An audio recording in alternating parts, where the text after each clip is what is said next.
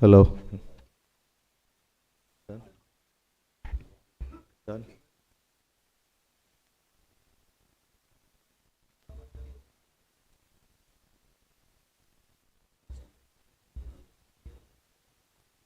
Done? Can I start? Yeah.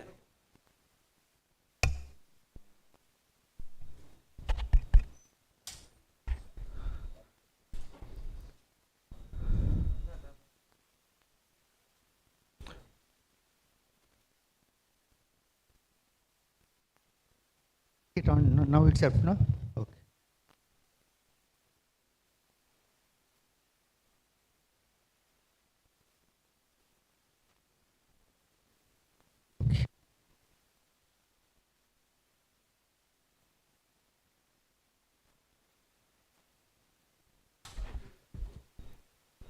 Good morning, friends. Welcome you all to the first session of the third day of our conference. The session chairman for this technical session will be Shri B.S. Govind. It's my honor to introduce Mr. Govind, who I think needs no introduction. He's well known in the Foundry fraternity, and he has been previously on the board of directors of Kirloskar Ferris. Mr. Govind is a graduate in mechanical engineering and has also done his ME in Foundry Science and Engineering at the Indian Institute of Science. He has a MS in Production Engineering and Management from the UK. So worked as General Manager Operations at Mysore Kirloskar Limited. He is also an independent director at Kirloskar Ferris. Presently working as Technical and Management Advisor. And Mr. Govind has also been bestowed with the honor as a fellow member of IIF and is actively involved in the IIF activities. I would request Kshitij to please escort Mr. Govind to the dais.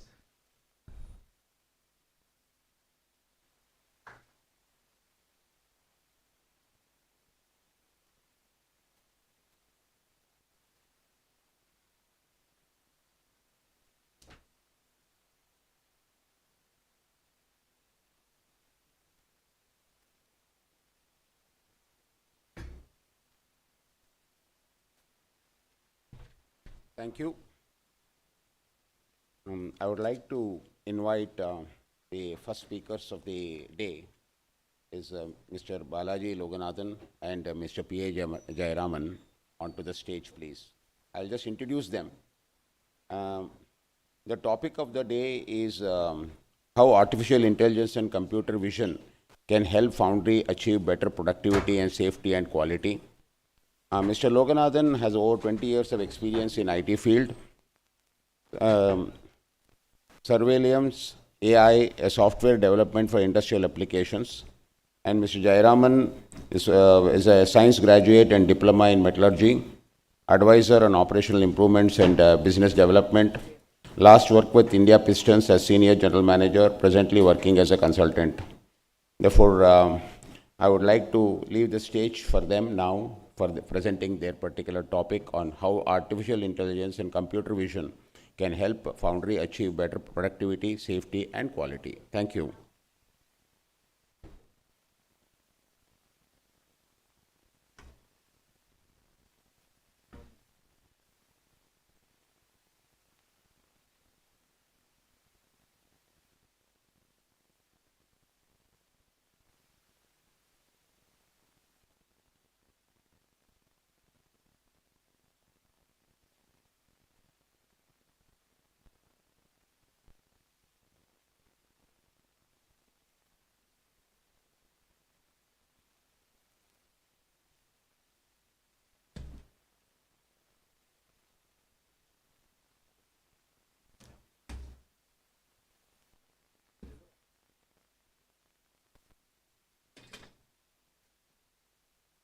Good morning, everyone. We would like to thank the technical committee of IFC and the organizing committee of IFC for giving us this opportunity to present how artificial intelligence and computer vision can help foundries to achieve max productivity, safety, and quality. My name is Balaji, and Mr. Jayaraman sir is a veteran foundryman. So we together are happy to present on this occasion.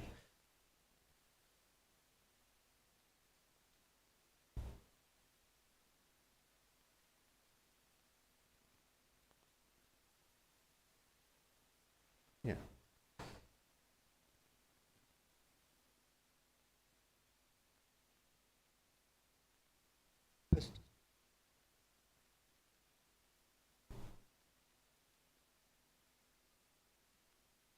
The agenda of the discussion today is to give an introduction and then how AI solutions can be useful for manufacturing industries and what we have done for the foundries and key areas that can be monitored in the foundries. An example with how the furnace life cycle can be monitored using advanced AI, and few case studies whose name we will not be able to mention, but we will show you sample videos of how we have done, and finally we will end up listing the benefits of AI in increasing operational performance.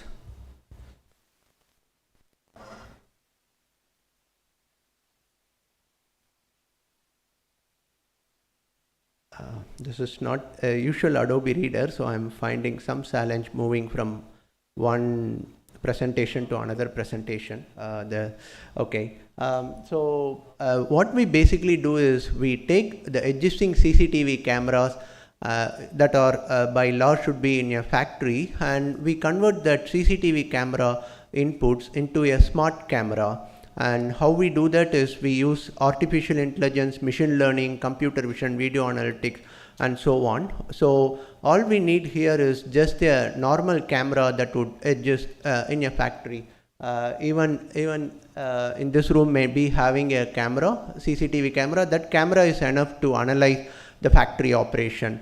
And our software is a plug and play that can be used to read the feed from CCTV, and with that we will be able to track and detect 4M, that is man, machine, method and material, optimizes the OEE and provide various analytics. And the most important thing here is it's not a post-mortem. The AI is not used for post-mortem in any industry, but it is mainly used to take a real-time proactive action. So that's the key thing here, because factories cannot afford post-mortem, and there are already a way to do post-mortem, but here is a real time, less than 1 second we will be able to tell what went wrong and move on with that.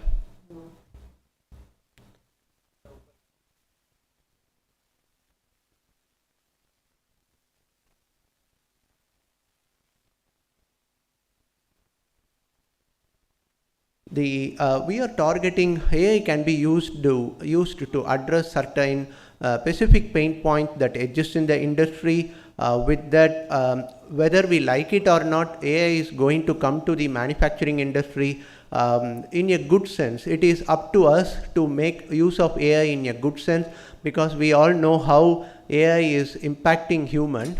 So from day one, we have taken a motto that we will use AI for good, and most importantly, we will not use AI to replace humans. Already automations and robots are coming and replacing humans, but our intention here is to enable human to be a better human, so that a quick, faster decision can be made, with which we can give a positive impact by improving the OEE, achieving 100% OK, SOP compliance, analyze various trends that are going on in a factory, minimize the interruption, handle asset tracking, and so on. So these are all so many benefits that we can achieve by enabling computer vision in a factory.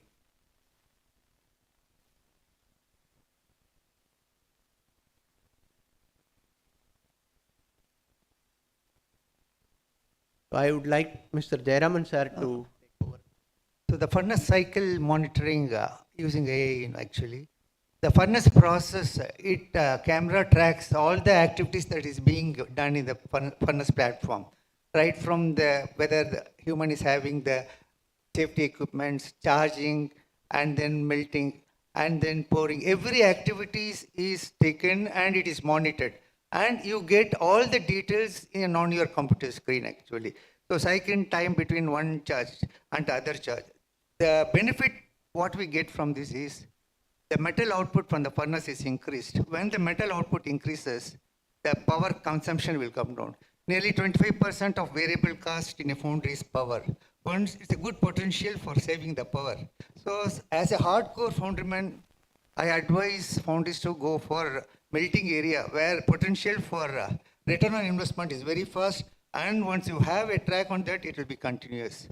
So apart from melting, other areas are there, but first to start with melting. So each and every cycle is monitored, and end of the shift what we do is we just call the furnace operator, melting engineer and HOD. They sit together, what all the gap has happened, how to close the gap in the next shift, so that the next shift moves forward with some better performance. So end of some 1 week or so, you'll achieve the what OE you need for better performance.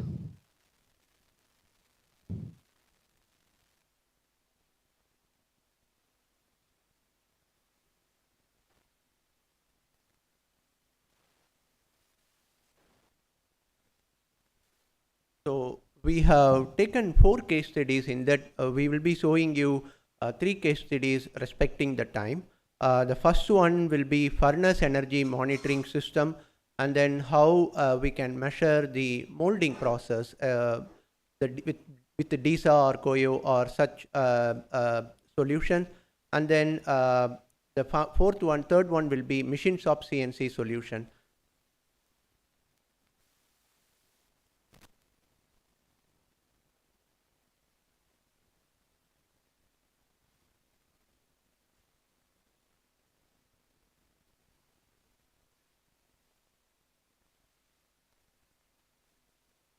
This video is from one of the leading foundry.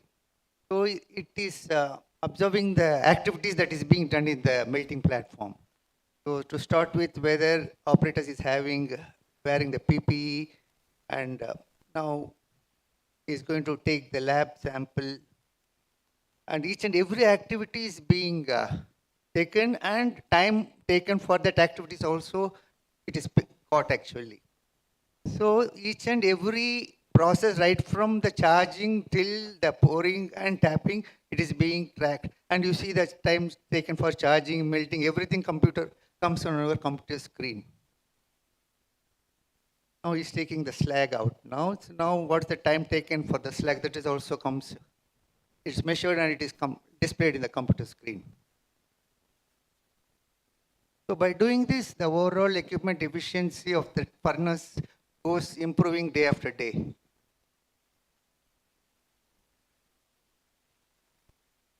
So you got the charging time and the melting time and the tapping time. So one time taken from one cycle to next cycle, that is given, and the OE also it is measured.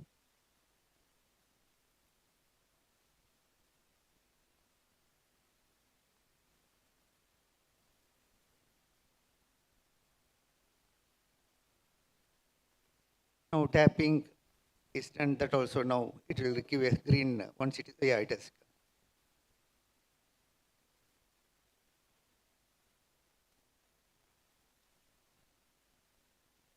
So by monitoring this melting cycle, what the foundry can get benefit is ensure that efficiency of the furnace is at least 100%, resulting in metal output, increase in metal output. When the metal output is increased, naturally power consumption comes down.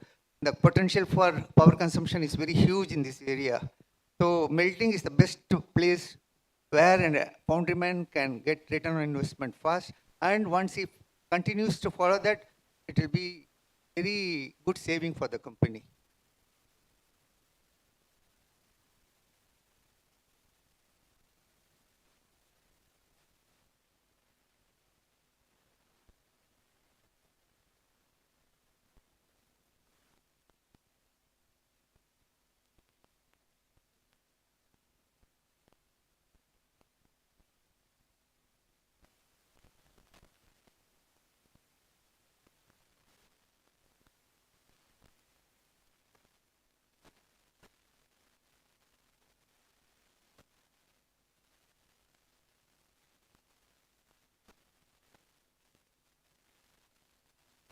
This video is taken again in one of the famous foundry in India, where the molding process is monitored, whether the mold quality is okay, whether it's placing the core properly, whether it's placing the filter core, whether it's placing the chapter. All the activities being monitored step by step and in seconds, so that any deviation, it gives a signal. Oh, you are doing some error, please stop it. It is not post-mortem. In the process stage itself, it is captured. So that you control the rejection in the process stage itself instead of getting rejected after shakeout. So this is one of the best tool to control rejections actually. And also the molding cycle, OE of the molding machine, how the 4M is played a role in improving the OE of the machine. Everything is tracked and it's very good benefits for the foundry people.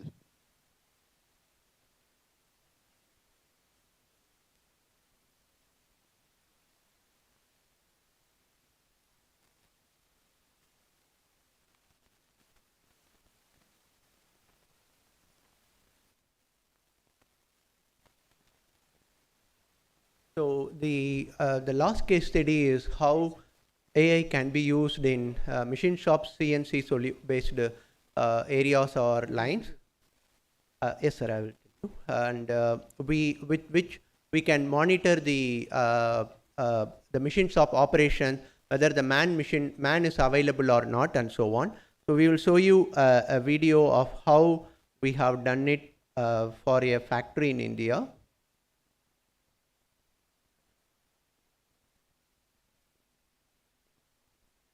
So this is a person is doing a very sensitive operation where it is important he have to wear the goggle, and if he is not wearing the goggle, then the camera will connect to the PLC system and automatically turn off the CNC machine or a relevant machine with the help of SCADA or PLC communication.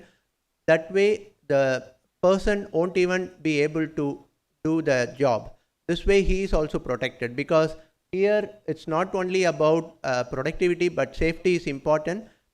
Apart from checking what is whether a person is wearing the goggle or not, we are also checking the SOP tracker. I hope you can see in this area where the mouse is being pointed.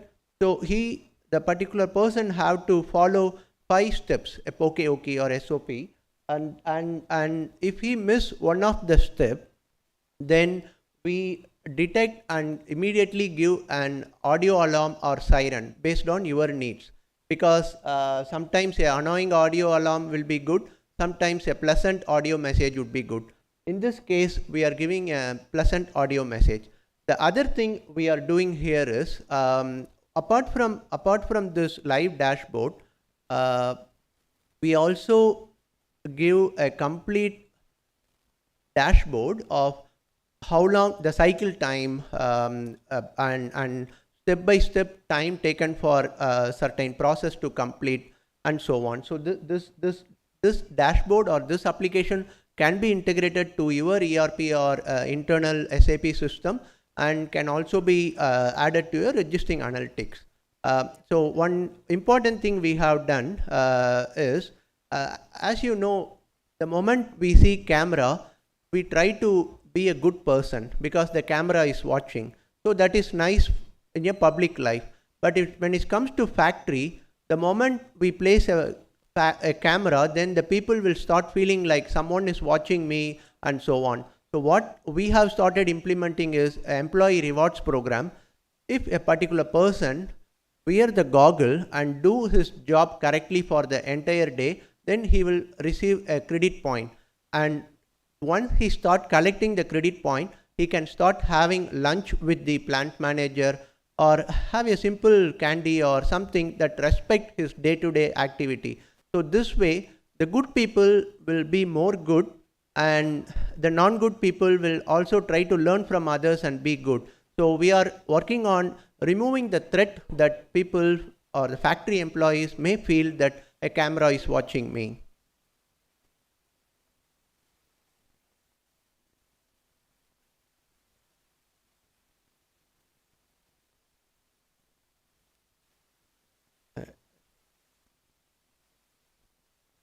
Of manufacturing in manufacturing industry, the safety of the men and the equipment is safeguarded. That is very critical for any manufacturing. And our return on investment is very visible, and you can get the return on investment. In melting area, many foundries have got within 6 months of time by saving on power and liquid metal output. And operator PP complaint, which is in melting area and other areas, many people not giving importance to safety, but this system ensures that everybody wears the safety equipment which is need of the hour. An increase in metal output, reduction in power consumption, decrease in spillage. But in one of the foundries, we saw a lot of spillage throughout the foundry. When we saw open treatment for ductile iron and pouring metal, and this made awareness that metal should be spillage to be controlled, so that save on power by melting again the spillage metal. And reduction in quality rejection, that when in a desub machine we saw that any error in placing the chaplet or core, that is in the process stages it is captured, so that you need not reject the casting after knockout and all. In the process itself it gives an alarm, hey, you are not using the proper chaplet, correct it. So he immediately corrects it and you get a good mold out of it. And plan stoppages and by monitoring in 480 minutes how many minutes machine has worked, how many minutes it has not worked, why it is due to main machine, everything in dashboard, no manual entry at all. So that end of the shift, the team has to sit and see what are the gaps and what is the action needed, whether you need the management support or it is due to any action. And accountability, responsibility, and the time frame is very critical. So you should work as a team, and total employee involvement is very important, and training for the people is very important. And I have achieved this in one of my career, that when we involve the people, nothing works like that actually. Only machine can support you, but ultimately the men has to work. And another thing is in manual, in one of the foundries, they were checking the temperature. Out of 5 readings, the operator was checking only 3 readings. 2 readings he had not checked. You put some figure. So that can be caught with this actually. He ensures that temperature is recorded and the temperature comes into your computer screen. And manual process and reduction energy consumption maximum OE, very critical. In one of the foundries I went actually, what is your OE asked? He said 60. I asked him, show the record. I said, no sir, we are not having any record. Then why you said 60? Accept the mistake, then we'll see how to move forward. From 60, that OE has input to 72. Just by, for example, manual charging has been replaced with vibratory charging, and time taken for lab check that has been reduced. By doing various measures, you ensure that melting time comes down, metal output increase, which results in reduction in power consumption. And reduction in breakdown and stoppage by plant and predictive maintenance and all, that can be monitored and ensures that ultimately the system will work, not the men. When the system works, the other top people can concentrate on marketing and doing further development. So AI ensures that system works in the manufacturing company.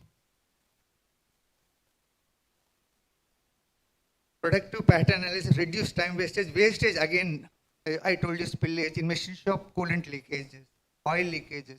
In one of the foundry, auto pour, and while pouring, lot of pipes and air connections. So metal just fall onto that and pipe got burst. So this one, when there is any metal coming up through the parting line, so that auto permanent stops the pour. So by doing all these things, we control process, improve the profits of the company in the present scenario where the raw materials are going. And yesterday in meeting one of the from Cummins, that you have to improve our operations. They will 100% achieve the better result where you improve your profits by controlling the process. Those are the advantages.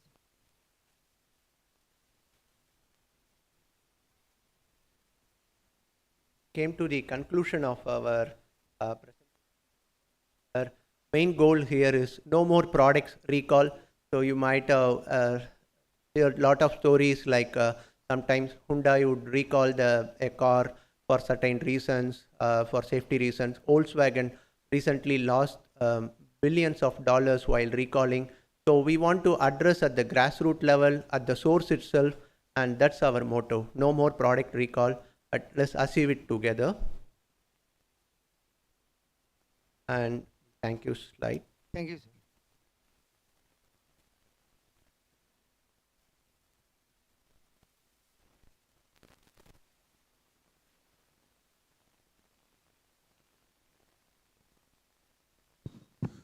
I throw open the forum for questions, please.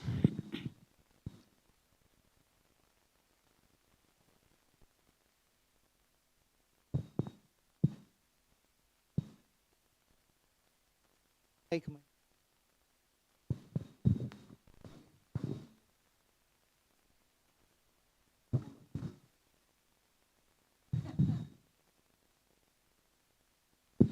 Hello, check. With the more sound and clarity, I would like to start. I am TV Nagaraju, representing Salmar Matrix Metals Limited, Viral Malai, central part of Tamil Nadu. The presentation in your system is really seem to be good, and we appreciate the efforts taken to put forward all the benefits to all the foundrymen. We are having a seal foundry. By having the experience of the foundries for the last 30 years, I've got 3 questions for both of you. Number one, in foundry, everybody knows that it is in a smoky and dusty atmosphere. Even though some of the foundries are coming up very clean and tidy, but most of the foundries are still going under that particular type of atmosphere with the what called knockout, sand, dust, and the heat. So how your cameras are going to have clarity and capture of the data in all the climatic conditions of the foundry, and basically all the foundries are working for 3 shifts, how it is going to effectively work in night shift. So this is the first question. And the second question, you have shown that one single furnace is being operated and the camera is capturing the data. What happens to a melting platform where we have multiple crucibles?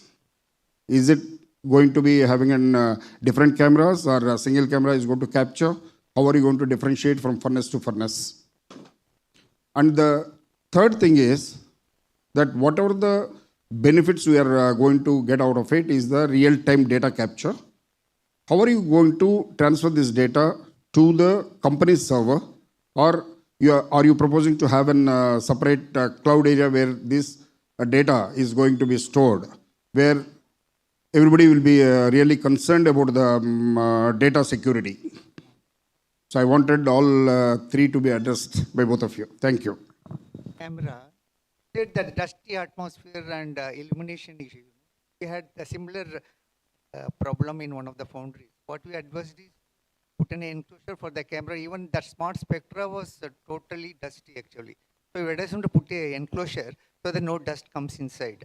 That is the one thing. And we asked them to improve the lighting.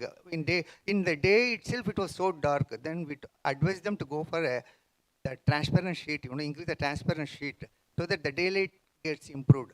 And in the night shift, provided you take care of all this, in enclosure for that camera and improving your lighting. And now the system is going on very smoothly there in one of the foundries in South India. And coming to the second point, I think what he said is camera. From the very beginning itself, we go with multiple cameras. One computer or a GPU machine can handle up to 10 cameras. So the maximum we have used was 8 cameras that will address the factory from start to end. So we capture multiple cameras but still give aggregated data on your dashboard so that the person won't have to switch between the cameras and see that. So practically we have achieved it in one of a big manufacturing plant in Pondicherry. And everywhere we go, we don't go with a single camera solution because the end-to-end have to be addressed. So we always go with the multiple camera solution. So it is feasible, sir. Coming to your point that in melting area where you have 8 furnaces and all, we need at least 3 cameras to get the proper, one camera is not enough actually. In one of the foundries, we place 4 cameras also to take 8, to read the 8 furnaces. So in melting furnace where you have 8 furnaces, I think we need 3 cameras to get the proper data, correct data. Okay. Sir, to your last question, sorry, sir. Yeah. Continue. To your last question where you have to use our system, That is not our intention. Our intention is to start integrating with your existing solutions, applications that we have with APIs. So we have been into software for the last 15 years. So we have integrated with discrete systems. So our experience make sure that you see the data on your existing system so that you don't need to depend on us. The most important question is where this application is going to run, because factories have their own privacy, and sometimes we may not be able to achieve the compliance that all the time. So we offer on-premise solution, and if factory requests that I have a secured cloud, I would like to place it on a secured cloud, we do that as well. But we recommend on-premise because we are on-the-spot solution provider than a cloud data transfer and all will take more than 1 second. We want to address the problem within that 1 second. So we offer both solutions. Okay, thank you.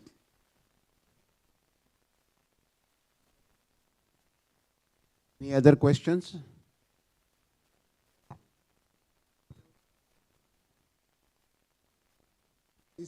Please give the mic.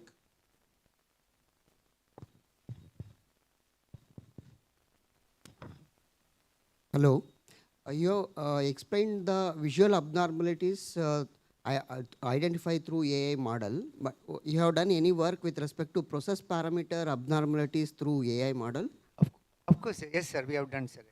I told in Dysomatic, when there is processes going on, any error in placing the core or filter core, anything that gives, whether you want in a signal or you want the WASP message or want the machine to stop, it asks you, whichever you prefer it gets. Suppose in one of the foundries, instead of 4 mm chaplet, they place 6 mm chaplet. So immediately, hey, you are not doing the correct job, place the 6 mm, it gives an audio.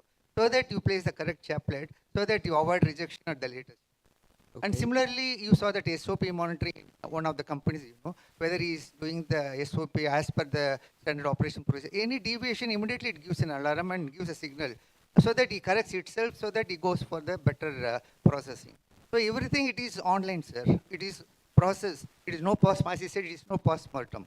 So by doing this, you are correcting the process, you ensure that rejection is controlled. That is the AA specialty, actually, I can say. Okay, coming to the chaplet, that also it will identify through the visual. Only thing is the camera, that the camera that needed actually. For melting and all, one type of camera. For to observe a very minute, we have to go for a next step actually, but it will observe. In one of the foundries, you have done. Okay. But especially chaplet. Okay. Yeah. No, that is also comes under visual, this one, abnormalities, sir. My question is specific to, for example, if you are pouring at 1400 temperature, or if you're the kind of range, if you're keeping for temperature, pouring temperature range or pouring time, that kind of abnormalities you can able to identify through the AI model as of your done any work in that area? Parameter reading, it is connected to your computer. So what are the readings? It just transferred to your computer screen actually. Immediately it will show any this one silent to the. Yes, we also read multiple parameters by integrating with your existing products that you will be having, where you read temperature, pyrometer data, spectrometry data, and so on. So we read those data and make sure that it is at the right temperature, consumed within the right time, and so on. So it's an integrated solution. Okay. And what about the data captured thing through all the cameras? What about the size of the all the data captured, and how long you can keep it this data for? So we store only the abnormalities. We don't store the good things. We record the good things as data. Only the abnormalities clips are stored, which will be like 10 seconds to 1 minute. It will be sent to the plant manager or any escalation mechanism that you have. So the amount stored is less. Thank you. Due to the time, this thing, I think I'll have to ask 1 or 2 questions myself and then do that. First point is, I would like to say that automation, we don't remove people even in the machine shops. Because automation is more for quality improvement rather than removing people. Therefore, we look at quality improvements. Therefore, I don't think anybody is looking out for automation to reduce number of people. Therefore, I would like to correct that particular statement that you made. Then, you know, particularly we have to show the case study of furnace. In the furnace case study, the major advantage of this AI would be on monitoring whether the furnace has taken full power, because that data is the most crucial data. And then you can analyze this thing as to why it has not wasted time, or why the furnace did not take full power, and then take the corrective actions so that you improve the productivity and reduce the power consumption. For AI helps in that way when you are monitoring and then getting the data on your screen immediately, or in a real-time basis. Then, you know, in the molding, as you rightly said, that you have to have some special cameras to identify where the person has gone, does a mistake, so that you can prevent a problem. Therefore, it will call for certain investments, but it is worth it to see that your rejections comes down. And one important thing that was shown or was talked about in the machine shop is the safety.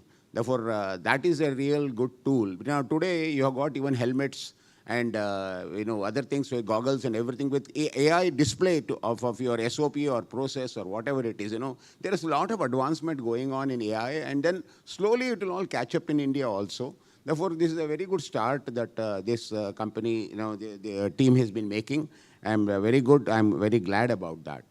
And then I know the question will be, there will be some postmortem, because we have to analyze what is there, because nobody can be watching all the your cameras all the time. Nobody will be doing that. But at the end of the shift, as you rightly said, the people will sit down to find out where the deviations which has been recorded, and then discuss and then see how to improve. Therefore, AI as such is a new thing that is coming in, and the industry, particularly the major bigger industries, will have to catch up with that, and then they have to implement it. Thank you very much for your presentation. One minute. And Mr. Govind told the manpower reduction. He did in melting, actually.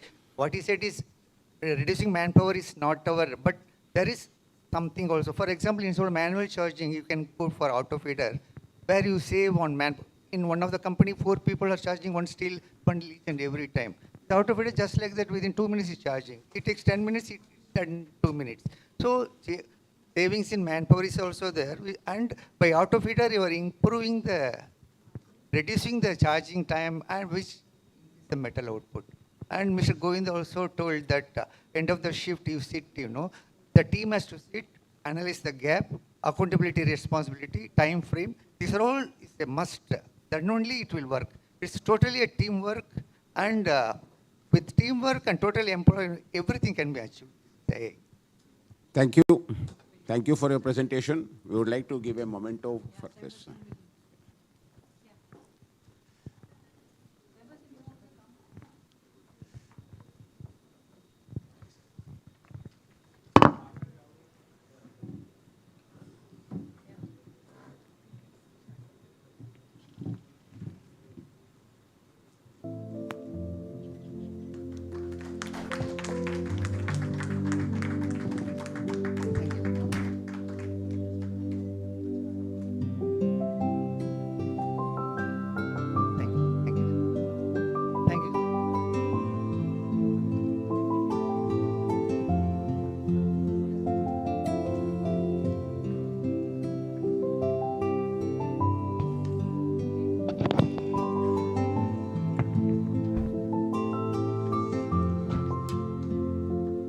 I would like to invite Mr. Santosh Thanks, Kumar Nanda. onto Thank the you. stage, please. Mr. Santosh Kumar is a tool design engineer with 13 years of experience in usage of computer simulation. And I welcome him to make the presentation on prediction on effect of resin bonded percentage on casting quality using casting simulation software. Thank you.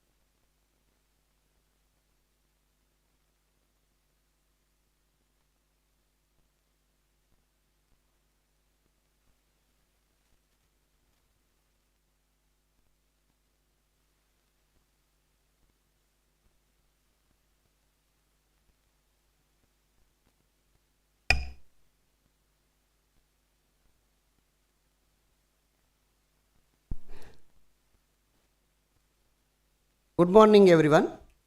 Myself Santosh, and I'm representing ProSim R&D Bangalore. Thank you for the opportunity for IFEX to give this presentation and working with Foundry region. Today we are here to discuss about how the resin and kind of binders we are using in your Foundry, how we can do the optimization, utilization of the in your cores and sand molds, and how it is going to affect on the quality. We are going to discuss through the simulation. We can analyze and we can use the optimum percentage, so that how it is going to affect on the quality. So just to give the introduction about the topic, we are going to use the inside core to get the internal shape of the casting. So for produce the cores, we are going to use the binders, resins, and all to get the good strength and also high pressures inside the cavity during filling and solidification. So that to get the good strength and the good core properties, so we are going to use the good amount of resins to provide the negative provide the negative effect of the binders to produce the core gases come out with the molten metal. So when the molten metal it's pouring, whichever the during the pouring, the molten metal, it is going to react with your binder chemicals. So because of that, whatever the gases it is going to create, there we have to give a passage. Otherwise, it is going to inert into your casting.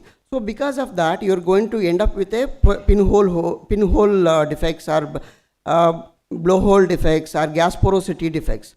So in order to understand this, what is the root cause of this defects and what is the amount of binders or percentage of you have to use to get out this of casting. To come to that, how you can use, the thing is effect of the quality of the casting, we have to give the sufficient venting to escape the mold gases through the cores and also to get the sound casting, either in the inside the core or out in the either through the in the gating system, the air vents or metal vents to escape this air. So that in order to predict this, we are having a system. So what is the kind of percentage you are using as a binder with respect to that, with respect to temperature versus time. So the gases it is going to evaluate once it is touches your molten metal touches your binder and your core and sand mold. So we are going to understand here what is the benefit, so that you can understand by doing this through the simulation is we can understand the overall the end of your casting, if you are finding that the defective castings, so that your process is going to be in a completely it's going to waste, or you have to do the remelting. So instead of doing that, you can cross verify before you are producing your core or your castings, so that you can reduce your raw material and reduction of time and development and operational cost also. Obviously through this we have already come up with so many long year utilization of casting simulation in a foundry to improve the yield, quality of the part, rejection rate, and turnaround time also, lead time and all. So this is new aspect coming into the cores and binders.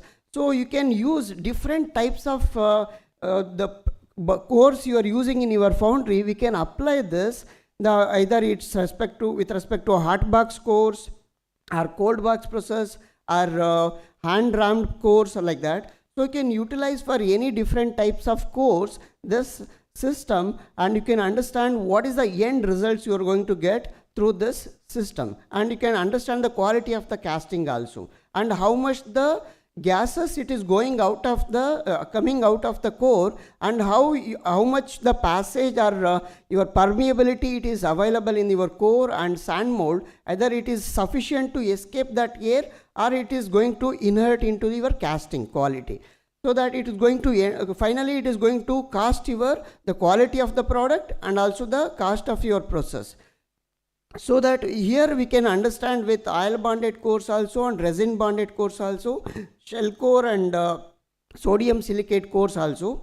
Moving further, we are having three different types of core process In this hot box core process, we are going to heat the box and with the heated the core boxes, and it is going to made either with cast iron or steel or aluminum kind of your core boxes, and it is around 350 to 500 Fahrenheit.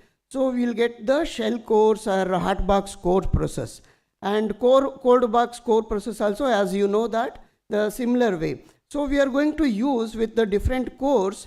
So we are going to use the different kind of binders and resin, different types of cores, oil bonded cores or resin bonded cores and shell cores, sodium silicate cores, like that. We are going to use the different binders and different kind of process making the cores. So these are all the different types of cores we are using in our day-to-day, our mold and mold in our core area. So what are all the bind, if you are using different either organic binders or inorganic binder, we are going to use different kind of chemicals, and it's going to generate different type of gases during the process. So we can understand from either through the organic binders, there are different kind of binders we are used, and it is going to come out with different gases in this using organic binders. Similar way, inorganic binders also. So here we can understand either if you are using inorganic or organic binders, how much the gas evaluation rate it is coming out during your molding process from the core, and how it is going out of your through your core and also casting and also the mold and to the atmosphere. So this is these are all the different process. Using a binder, you can either hot box and cold box cores or shell cores. So coming into this is the core gas defects, how we can identify. This is the overall things. Once the molten metal it is filling, during a filling, it is going to contact with your sand core, and also it is going to, once molten metal touches the sand core up to 200 degrees Celsius, there is not much gases it is going to come. After based on your ignition temperature or chemicals you are using, based on the temperature, from that particular point, the core gas it is going to come out. So we have to provide a system to escape that gases through the core and also through the permeability of your core and mold. So here what is going to happen, the molten metal it is started pouring into your cavity, and during a solidification it is going to react with the molten metal with your binders. So it is going to escape we have to provide a proper venting system, either core venting or metal or air venting in the gating system to escape this in order to avoid this core gas defect. So, and also coming to what is the root causes of the defects with respect to different process, either pouring process or molding process or design and melting, like that. So in the design area, if you are not providing sufficient venting, it causes the core gas defects. Coming to the molding process, if you are not having the proper optimum percentage of binder, it leads to your core gas defects. Like that, we are having other areas of identify the root causes of the defect in different areas. And also it causes the permeability of your sand, how much how much the permeability your sand, core sand, and also your mold sand you are using. Okay, moving further, here this is one of the case study we have taken to explain how it is going to work and how you can understand through the simulation. So here we have taken two different kind of binders and the percentage. In this you can understand how the core gas it is going to generation rate, and how it is going to influence on the quality of the casting. Okay, so here to produce the cores, we are going to get the good quality of the casting and also good core. It's required a high strength of the core and different binders we are going to use in this. So here this is the two case studies we have taken. One is with resin coated core, and another one is with furon process. This is the gas evaluation rate with respect to temperature in both different cases. Where here in the first case, up to the 200 degrees Celsius, there is no gas, or we can say less gas, it is going to come out from the casting during the process. In the second case, the ignition temperature of the second case is after 400 degree. Once it touches the 400 degree, the core gas evaluation, it will take place. So here we are going to compare with two cases with respect to percentage of binder you are using, and also how the gas evaluation rate in your core and also throughout the process. Okay, and we have taken, this is the case of cast iron case study. With we have considered all the similar how we are doing with your process, same, all the mold material, casting material, and pouring temperature, fill time, everything is same. And this is the green sand molding process. And moving further, here you can understand what are the kind of results you can understand through the core gas analysis. We can understand how much the mold gas pressure we are getting through the core, and also how it is going out also. And the gas generation rate we can get as an output, and also core gas velocity along with a vector and magnitude, means the direction, and also what is the amount of core gas it is coming out of the casting through the core, and it is going to the mold and to the atmosphere. So these are all the main 4 output results you are going to get from the core gas analysis. Okay. Moving further, here you can understand this is the gas pressure it is going to evaluate. Here this is the resin coated sand, the left side one, and the right side one is the Furan hot box core process. We can understand you can by seeing the color and also the number here. The resin coated sand is in the initially it is started the core gas evaluation at the 200 degree temperature, and it is in both the cases it is happening, the core gas it is hitting in the center, and coming to the high gases in the furanic this one, and resin sanded is lesser, and it is in the center area.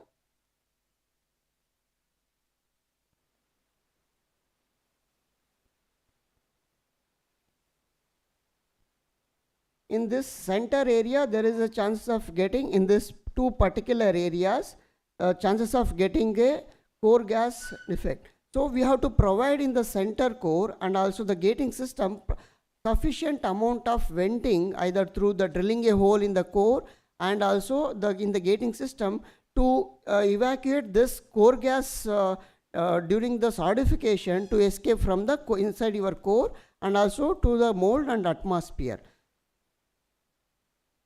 So we are getting in this compare with resin coated sand and the furan sand, we are getting the gas pressure in the resin coated sand is less, and also the furan hot box core compared to the furan sand coated and resin sand coated sand.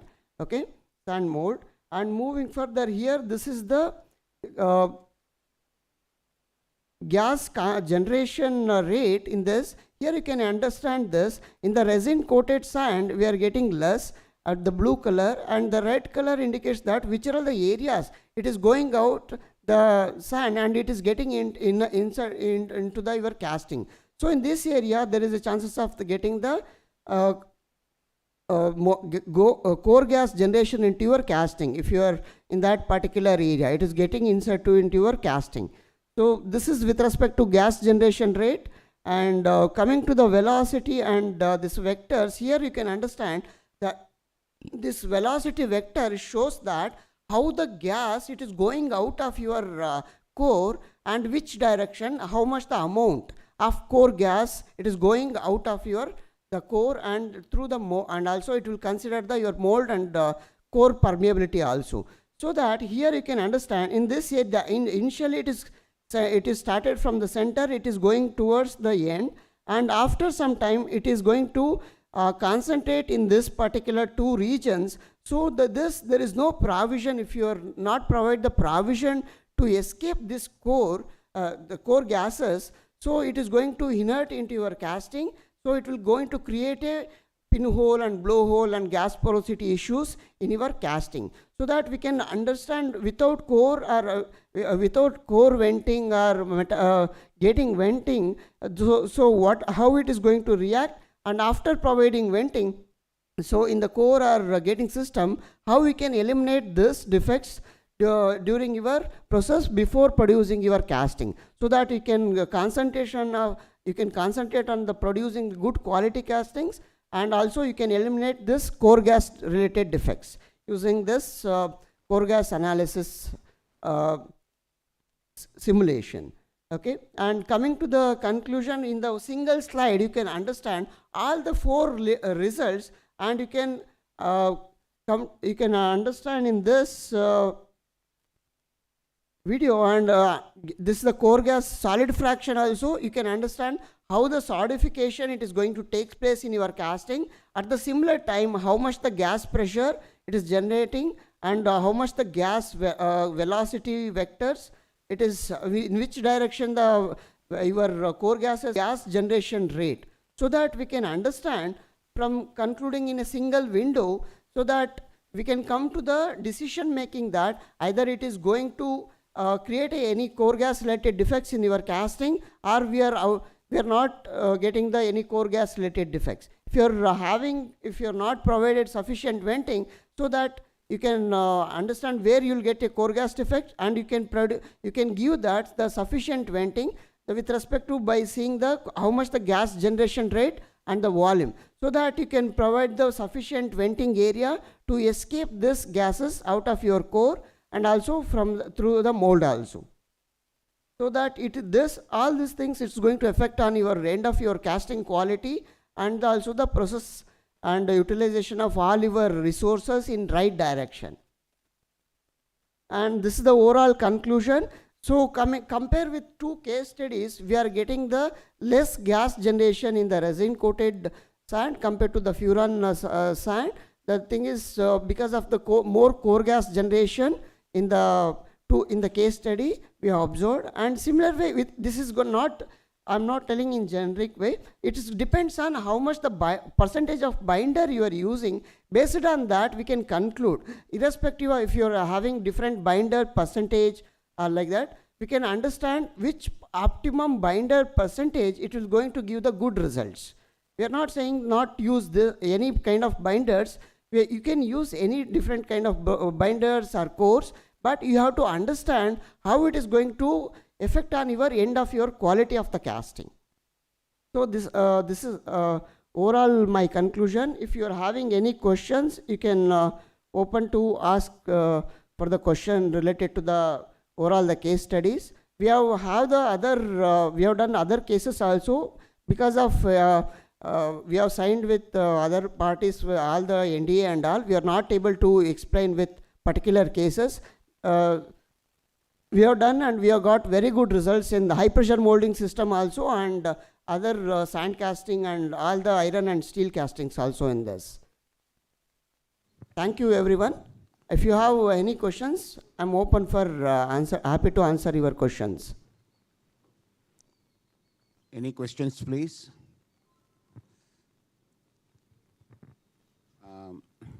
Now, I will ask the question, because nobody else is asking. Okay. You see, the question is the gas generation depends upon not only the particular type of binder that has been used and the quantity of binder that has been used, but also depends upon the particular temperature of the metal, of the pouring of the metal, or the type of metal that is being poured. Second question will be, the second problem will be, what is the thickness of the metal around the core? Therefore, certain areas the thickness may be low, certain areas more. How much heat is being taken by the core, and how much of burning occurs? Suppose if you take a bigger core like a machine tool casting, where the thickness, the core size is about 2 feet or 1.5 feet thick, only the end border only about 1 inch thick only gets burnt. Rest of the things will not get burnt at all. Therefore, the question will be, how your software is able to recognize that and tell us? Or is it that we have to do some preliminary work to find out what is the type of gas generation, how much is going to come and all that, and then feed the data into the software to get the output. I am not able to understand that particular part of it. Okay. Sir, coming to the first question, we are considering pouring temperature or other parameter. We are already considering as a boundary condition and in the simulations as an input to the system. So we can consider the either pouring temperature or other process parameter also. The pouring temperature, pouring time and other aspect, mold temperature, core temperature also, and the core and mold properties also. Coming to the second question, the core gas evaluation rate, you can use the standard data, or if you are having in-house the facility, how much the core gas generation with respect to your percentage of binder you are using, we can feed this data to the system also. We have the both standard data also, it is available with us. If you wanted to customize your own practice, and we can do the customization also. And coming to the third point, we can consider either how much your heat transfer in the core as well as in the mold. We can track that, and we can measure that till how much depth the heat is transferred from your in the core area and also in the mold area, so that we can understand how much the heat transfer rate. So that by to understand the heat transfer rate, we are considering conduction, convection, radiation, all the heat transfer modules, and we have all the heat transfer rate in the standard wise also, with respect to the boundary conditions. Therefore, does it tell you that once you make a simulation with a particular size of vent, therefore the casting defects can be eliminated to say that there won't be any problem of any blowhole and all that, and evacuation area is quite sufficient, and then there won't be a problem? Is it that the way to use this particular software? We can understand through the simulation using a velocity vector and gas generation, different output results, how the gases it is going out of your casting. If there is any abnormalities, it shows that it is getting insert in the gases it is inert into your casting. It shows along with a magnitude and also the direction of your gases, in which direction it is going. So that we have to read. Software it's a tool to understand how it is the end result. So we need to understand as a design engineer or a process owner, we need to understand the results in a right way, and we need to optimize our process. Software, it will not give the end solution. We have to understand the results, and we need to communicate in a right way. See, one thing is when the title of your paper, when you say that the effect of resin bonded percentage, see, the percentage of the resin or the material binder that we use will depend upon the properties that we want. Therefore, what is the strength of the core at the first hour? What is the strength after 4 hours? What is the strength after 24 hours and all that? Therefore, that percentage we can't change and then try to find out I will reduce the percentage and reduce my gas defect. Therefore, I have to put that percentage of resin to get my properties for the core to withstand the metal temperature, metal pressure and all that. The question will be that how it will indicate when you have a certain percentage, what is it coming, and then how you must evacuate the gas rather than try to control the resin percentage on casting quality. I feel that there should be a little change in the title of the paper. Okay. Any other questions from anybody? Yeah, I am Biju from the same foundry, that's Sanmar Matrix Metals. So here my question is, the gas is not only generating from the core, it is coming from the mold, it is coming from the pouring temperature, yes, or it is coming through the flow itself. All those things are the reason for gas. yes. Yeah, so here only from the core, if you are going to address, then how you are going to address all other parameters. Also, when we are doing a simulation, we may be using magma simulation or some other simulations. So whether this is linked with this simulation, and we will be able to get the gas rate, because this my belief is that only gas solution is not the reason alone for the gases on the metal. And I understand, sir. I understood your question. Yeah, so it is not only depend on the core you are using. We can understand in the similar fashion your molds also, cope and drag also, and we can understand through your pouring temperature or molten metal you are pouring. From that also we can understand the gas generation rate also. So that this is one of the example I just explained with respect to the core. Similar way we can work on the molds also. Either irrespective of your molding system, we can understand, we are considering all the mold properties, all the density, thermal conductivity, and also permeability of your mold, different molds you are using. So that also we can consider, and we can understand the mold gas generation rate also. Means we can understand through that the same module your cope and drag generation rate also. How it is going to affect on your quality of the casting also. Yeah, how it is connected with the simulations for the general solidification simulation and this one? The flow and solidification is a process. During after immediate flow, during the molten metal touches your core binders and all, the gases it is going to evaluate. It is going to start the gases evaluation. During the solidification, it is started coming out. If the solidification is already completed in that particular area, still the core gas the gases it is generating in your either mold area or the core area, there is no provision to escape. So in that area, it is going to create a problem of your core gas defects.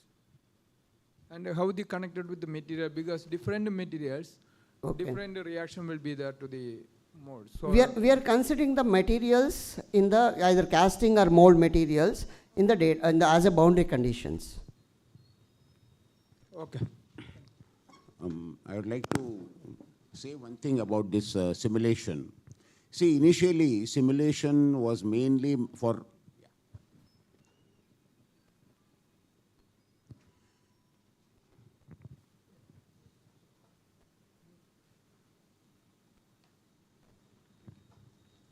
Hello. So Yes, sir, yeah. So my question is, do your software only cover up the gas defect, or it also can indicate the shrinkage in the casting? So shrinkage, all the flow related and solidification related we can identify, and this is the new thing we have come up with. So that is what I try to explain. I'm not saying that it is not possible, the flow or solidification related defects. We can check with all the shrinkage, gas porosity, and misrun, pinhole, blowholes, and cold lap, all kind of flow and solidification related defects. So do your software somehow link with the Magna software? No. That is also the similar kind of software.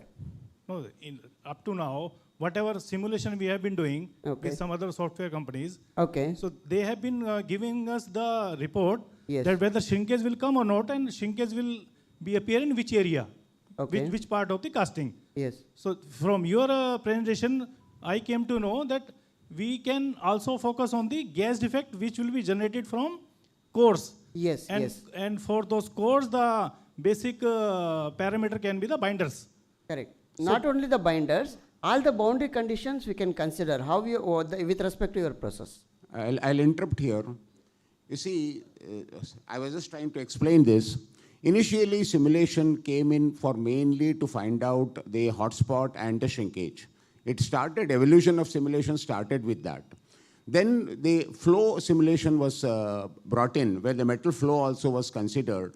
And then how the gating system is working, and temperature, how the temperature is behaving inside the casting. Therefore, as you go on pouring metal into the mold, the temperature goes on dropping. For example, you might have started pouring at 1410, let us say an iron at 1410 or 1400. Now, I have found cases in certain castings, at a certain location, as the metal is filling, the temperature drop is up to even below 1200. Therefore, all these simulation packages gives you the data to say what is happening for the liquid metal temperature and how the metal is filling. And now the software is also now improved to say that from which gate, how much metal is coming and where is it flowing. Therefore, the color different version 4 means there is always an improvement in the new versions. Similarly, what this person is saying is that in their particular software, they have introduced another module. The another module is for the core gas. Therefore, you have different modules. One is for solidification, Right. and another is for metal, temperature, flow, and other thing. Now, there is another module for the core gas. So this is the Therefore, additional module. Additional module. These which are all we have. customized module. You can buy it or you don't have to buy it. It will not be given together. Therefore, everything costs money. Therefore, initially, the major simulation is Normally, now today, we use flow much more than solidification of shrinkage.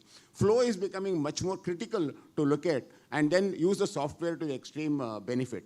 Therefore, the simulation really helps for not only removing the shrinkage properties and looking at properties, but also to see, avoid cold shut, cold lap, and a lot of other defects that can be coming in.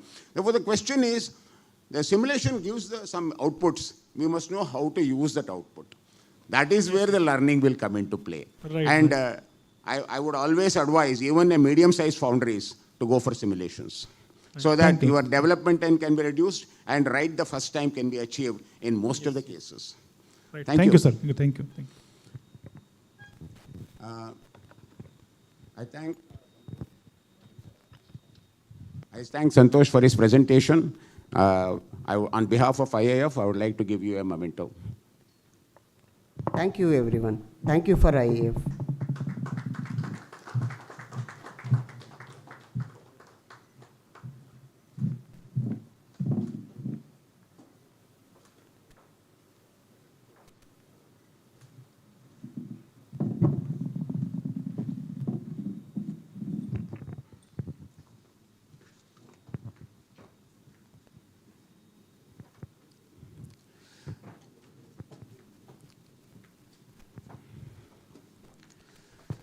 Now I would like to invite Mr. Deepak Kumar Ghosh onto the stage. Mr. Ghosh is a graduate in chemical engineering, a postgraduate in polymer technology.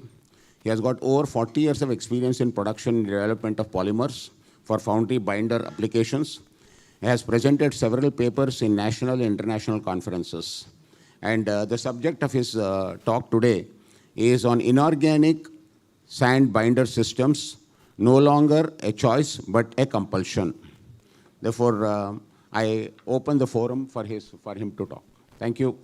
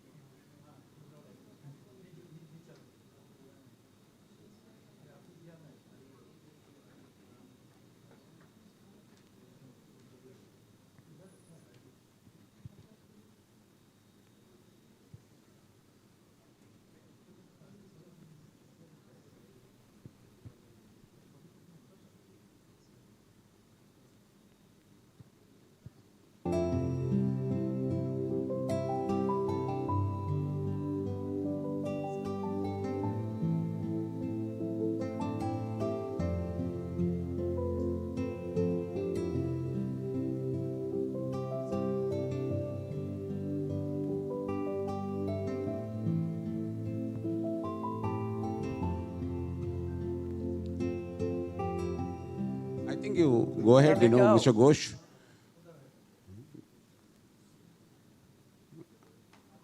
Go slide by slide, please, Mr. Ghosh. Otherwise, we are getting delayed.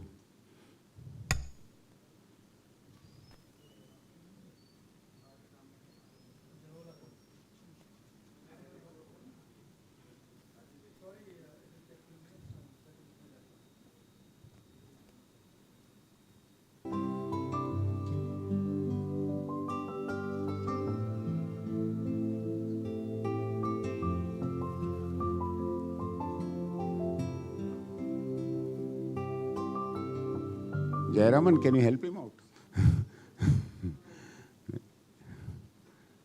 It's going to take time.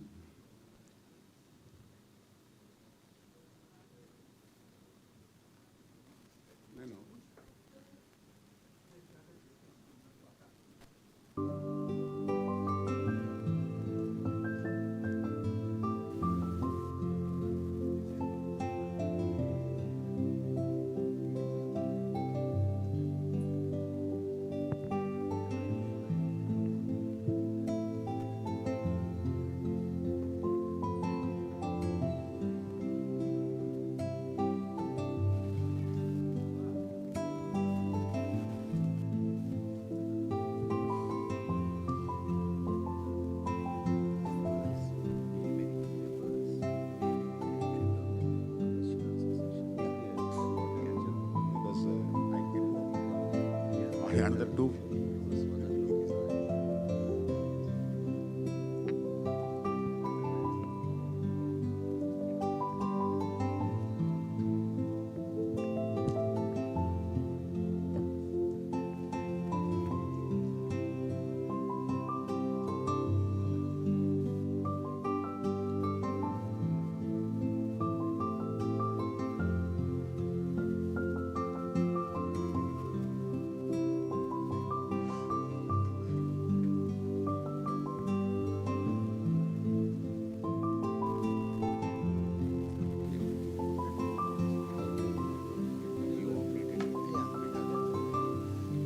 Already we are late.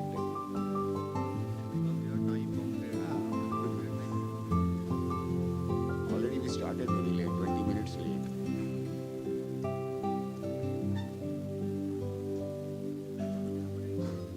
Yeah, I think it's coming.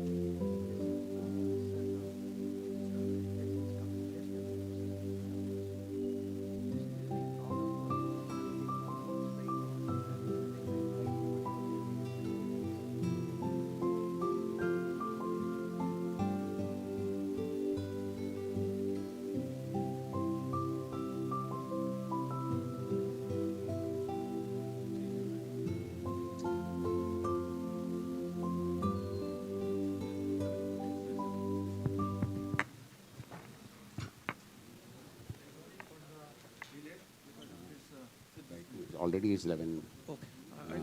You'll try to make it about 10 to 12 minutes. Because one more topic.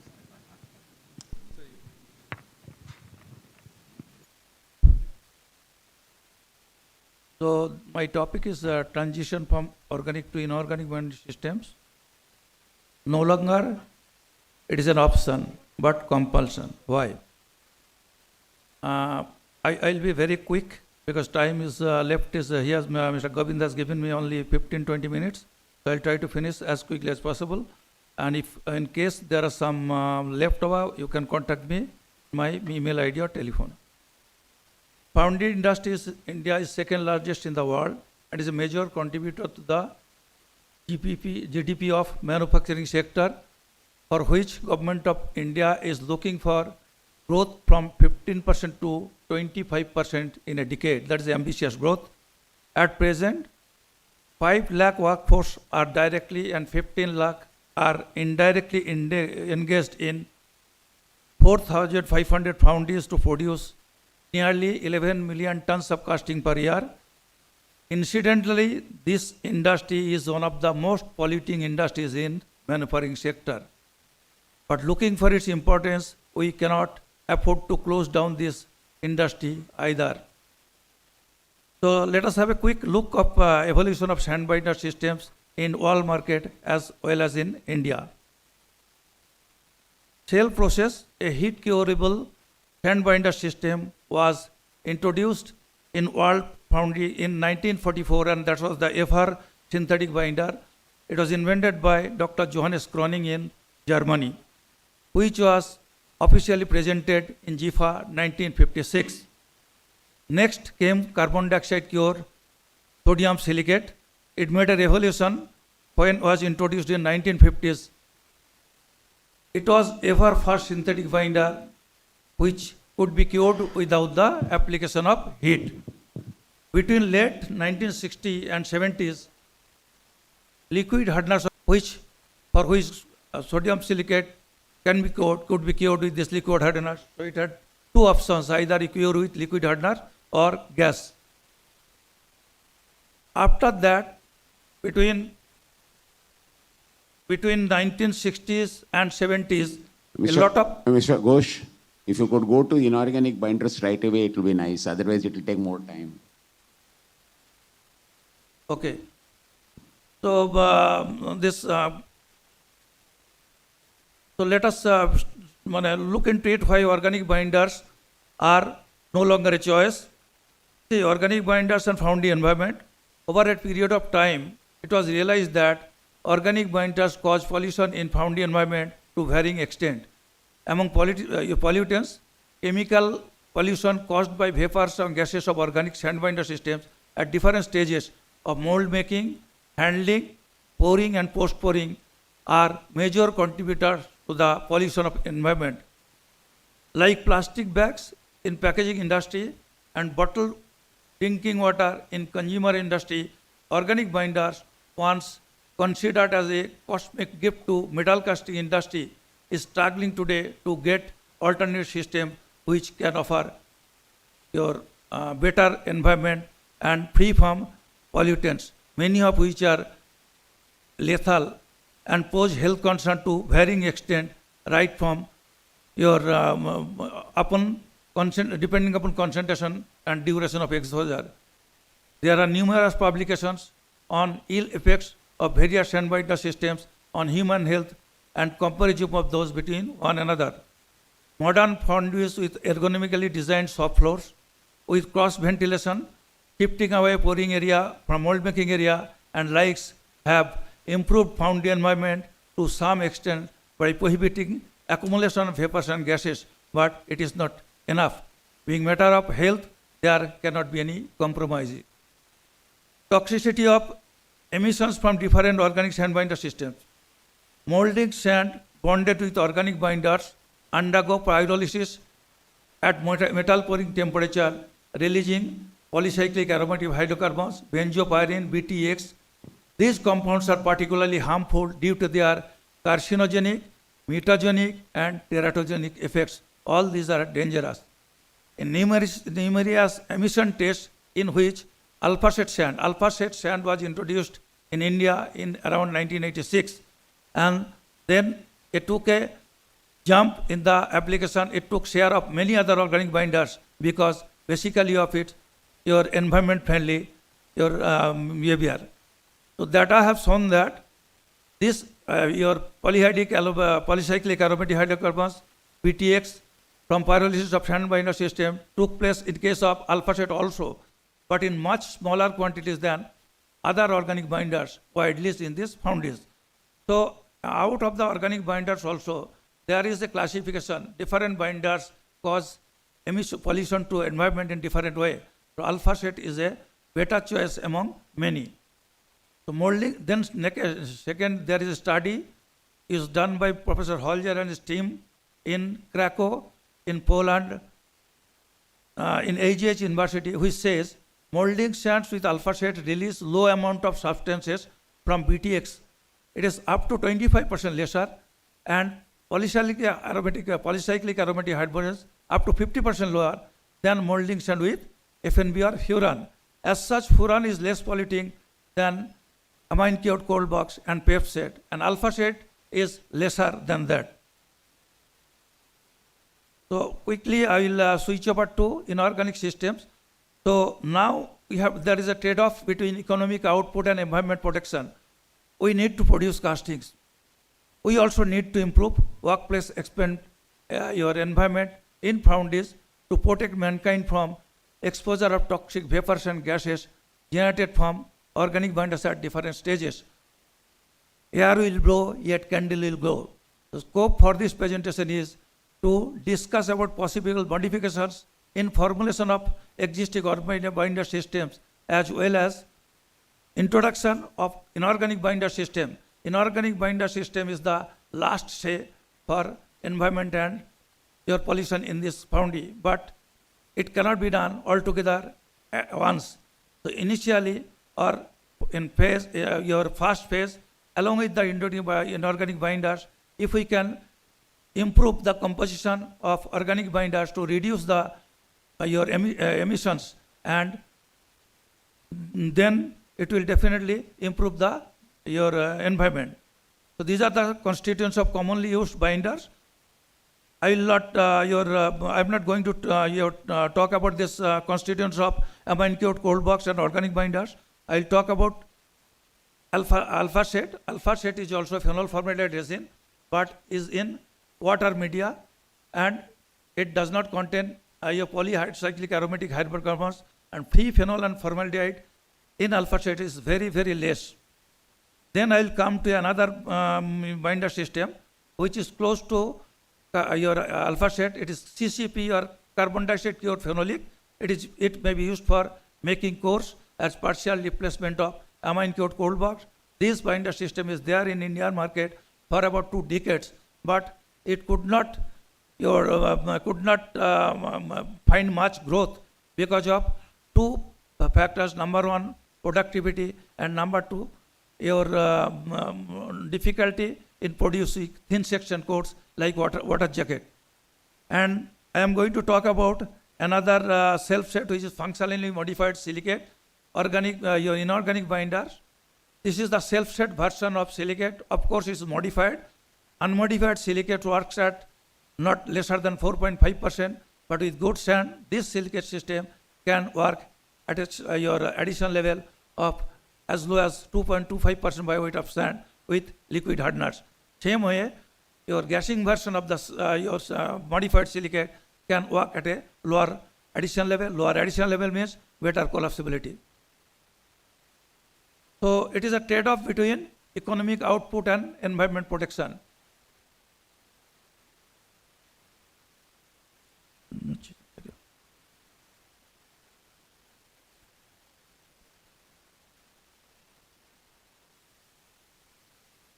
So these are the properties expected from binder system. What are the properties expected? Number 1 are functional properties. You have to get a good bench life, to get time to fill the pattern. Then you have to have a strength to remove it from molds, which it can be 2 types. It is flashless and flask-fed. That means at that stage of steeping, you should have sufficient strength so that the mold comes out without deformation and breakdown. And then this is the strength required in the, which is called dry strength, and is applicable up to closing of the mold, and which we are very serious in each and every foundry. In sand control test, they check the strength. Of course, it is not simulating. It is 1 hour, 4 hour, 24 hours like this only, without looking into what is required at what stages. And then the most important part is, after closing, it comes into the contact of liquid metal, where it should withstand the pressure of the liquid metal at the high temperature for few seconds to minutes, depending upon the skin formation time, and getting a rigid shape. Then after that, it should be removed without much of your energy consumption. It should be removed easily, which is called decoring, which appears in post-pouring. So additional properties are environment, economy, productivity, and ease of reclamation. So objective of challenges: to make foundry environment free from chemical pollutants. It cannot be done overnight. Like any other development, foundries have to come forward for conceptualization. Process has to be in phases, beginning with small foundries, many of which are already using sodium silicate. So this is the system I am going to talk about. It is just a simulation. Suppose I am telling that this modified silicate with liquid hardener, it will be working good as a binder. Then I have to prove I should get the basic properties also. So for basic properties, we have taken your alpha set sand from a particular foundry where it is being, and the same recipe has been followed to make compression samples. And with the new binder systems also, at a particular addition level, we have made samples, and you can see that alpha set, which is a proven binder, which is with blue color, and the functionally modified silicate self set, with the red color, strength can be achieved more or less same, or you can improve again by making additional level little more. So it is possible to get the dry strength up to closing over this system, which is absolutely environment friendly, even more much more friendly than alpha set, which is safer at present time. So once the dry strength level is assured, then you look into the hot strength. Now, for the testing of hot strength, there is no model, there is no instrument available, at least in Indian market, which simulate. So I have tried a method for testing the hot strength, at least relatively, and I will show it in the next slide. And now this is the hot strength, means what happens after molds are made, you coat it. After coating, either you bake it or you apply thinner base coating and then cool it. So that is the base sample, or that is the datum for subsequent strength in hot condition which is coming to in contact with the metal. Hot and return strength starts part there only.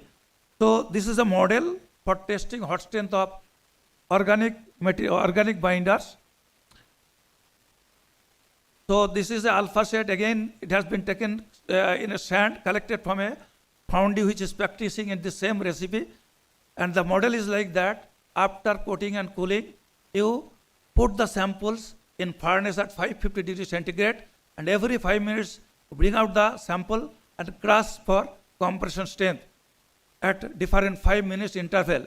The blue lines you will see, it is in hot condition, and the same samples, the red line in cold condition. You see up to 10 minutes, cold strength is more than hot, and after 10 minutes, in 15 minutes, the sample has crumbled and your cold strength is lower than the hot one. So this can give an indication of the hot strength of a binder, and you compare from composition to composition, formulation to formulation, or even binder to binder. So this is another slide of the same for alpha set, functionally modified silicate, and carbon dioxide phenolic. So this is same model. It is interesting, Mr. Govind, for 5 minutes. You can see after coating in 24 hours, again it has been applied coating and cooled, and it has been tested again at 5, 10 and 15 minutes only for hot strength. Then you can see the strength has come down serially. In case of organic binders, from the very beginning, from 5 minutes itself, there is a drop. This is in case of alpha set and carbon dioxide phenolic. These are of course not 100% organic, these are inorganic organic binders, because partial it is inorganic. And FMS, it is 99%, 95% inorganic. So you can see the difference. In case of so-called binder, this inorganic binders, from 5 minutes itself strength drop has started, whereas in case of silicate ester, there is a drop, initial drop, because of the bond softening and removal of moisture, then it is started picking up. So far it is okay. But this return strength model, which I used is for what is used in sodium silicate system at 800 degrees centigrade, you place the samples in furnace and keep in the furnace for 1 hour, switch off the furnace, next day, after 12 hours, bring out the samples and test for compression. You will see in case of your alpha set, the sample does not survive, that means it perishes, which is the property of a organic binder. In case of your 95% silicate, that functionally modified silicate self-set, it not only the sample retains its shape, but strength is quite good. But more startling revelation is that the carbon dioxide phenolic, its strength is more than even your inorganic binder, that is functionally modified silicate, which it's unusual. That means carbon dioxide silicate during your mold closing, up to your mold closing or dry strength, it is similar to organic binders, but after that pouring and post pouring, it behaves like a inorganic binder. So this is a system of very interesting. Then again, this is another between carbon side cured amine cured cold box, that carbon dioxide cured phenolic and gas cured silicate. So this is the functionally modified silicate, what I are talking about. This has got tremendous potential to replace many self sets, particularly furan and alpha set, and with it is possible to reclaim also. I have seen this system. It is used in Italy with reclamation and reclaimability as high as 95%, and additional level it works at 1.8%. So this is a future system for self-set in many foundries and with pollution level 0.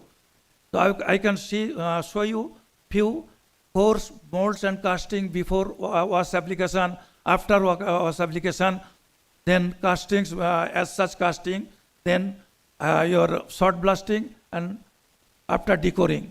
These are the systems which are much, I talked about, these are absolutely environment friendly systems. Last one is modified silicate gassing version, middle one is carbon dioxide cured silicate and phenolic, and third one is functionally modified silicate, for which I am advocating. So you can see the castings, the steel castings have been poured, and you can see the short blasted casting. It is as good as resin bonded, your casting is made with resin bonded sand. These are the cores prepared with carbon dioxide cured phenolic, and this is the casting. You can see the casting is absolutely okay. This particular foundry was using your acid cured phenolic, but we have introduced the system in that particular foundry, and with this system they are getting avoiding the slow your core setting problem in winter and summer or all these things, and casting is absolutely okay. These are the two cores used in automobile foundry made with carbon dioxide cured phenolic at additional level of 2.5%. This I have already showed. There are a comparison between functionally modified silicate gassing and self-set version. Although both are silicates, but the self-set version works at very, very low working additional level, as low as 2.0%, means it is economic, it is very much environment friendly, and decoring is easy. So it can, again I am advocating for the system, it can be a system for the future with proper modifications. So this is the conclusions. Foundry industries in India major contributor to GDP in manufacturing sector. So we find its potentially to grow with availability of talents and your equipment manufacturers. This industry will grow in years to come. Chemical pollution from vapors and gases of organic systems released at different stages at different temperature are major sources of chemical pollution. These chemical pollutions are not visible, invisible. So it may not be having immediate effect, but it has got definitely effect on long exposure. So it is being a matter of health. We cannot compromise with it. We have to look for much and much safer systems at any cost. Maybe price will be more, your cost will be more, but you have to do that. So for what we are working for health of us and our family. Then publication from various studies show that effect of short and long-term exposure from various gases and vapors of the organic binder systems are harmful to human organs to varying extent. Then transition from hazardous organic systems to safer systems is inevitable and just matter of time. Modification of existing binder systems with how modification is possible, I could not finish all the slides. Suppose in phenol formaldehyde resin, phenol is a hazardous element, and we never talk about percentage phenol in leftover in the binder. In European countries, there is a regulation. Above this phenol, you have to put a level of human skull. So we cannot expose the foundry men at risk without knowing them, without informing them. It is our responsibility. And I think when people ask about the gas content, when people foundry men ask about the potassium content in alpha set, you have got a right to ask T-phenol content of your resin. And for that, this foundry should come forward. We are ready to pay price for that, because remove your T-phenol at the last stage. it costs money, but we are ready to pay that and we have to do that. Thank you, Mr. Ghosh. I sorry to interrupt. You see, all the conclusions are already telling me what I wanted to say. But one thing is very clear. The inorganic binders are going to come. It may take some time because development, every manufacturer of resins and suppliers will be coming out with inorganic binders, and then how good they are, what are the problems, and will have to be looked at by each foundry. And then to make a transition, as he rightly said, the transition has to be made. There is no choice. And pollution controls are coming more and more strictly nowadays regarding, see, one particular foundry in Bangalore was asked to shift from an industrial area itself only because of smell. How do you check the smell? There is nothing, pollution control norms doesn't say anything about smell. You talk about SO2, N2 and all that. But today that foundry was asked to be closed and they went to High Court. Even the High Court finally agreed with the Pollution Control Board and the foundry had to close. Therefore, the question will come regarding smell and not the health effect of the gas, but the smell itself is not acceptable. And unfortunately, what is happening is around the industrial area, the residential areas are coming in, and then it is coming closer to the residential area. This particular example of Bangalore industrial area was, the smell was noticed not in the foundry. The smell was noticed 1 kilometer away on a flat. And that fellow went and complained to Pollution Control Board, and the foundry had to close, and they had to shift out. Therefore, please understand that the impact of these pollution controls are going to become more and more stricter, and then maybe this is inevitable, as Mr. Ghosh said, it is inevitable that we have to change inorganic binders. And unfortunately, lack of time, I'm skipping the question and answer session. Please, if you've got any questions, please talk to him privately afterwards. And I will be thanking Ghosh for this, presenting this paper today, and I would like to give you a memento for this. Thank you very much. Thank you, Mr. Govind. Thank you, fellow foundrymen.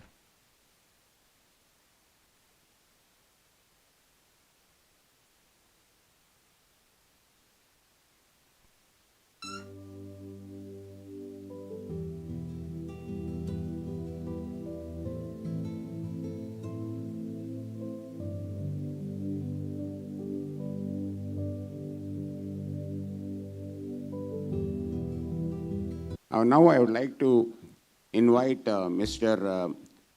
Panda to make his paper presentation.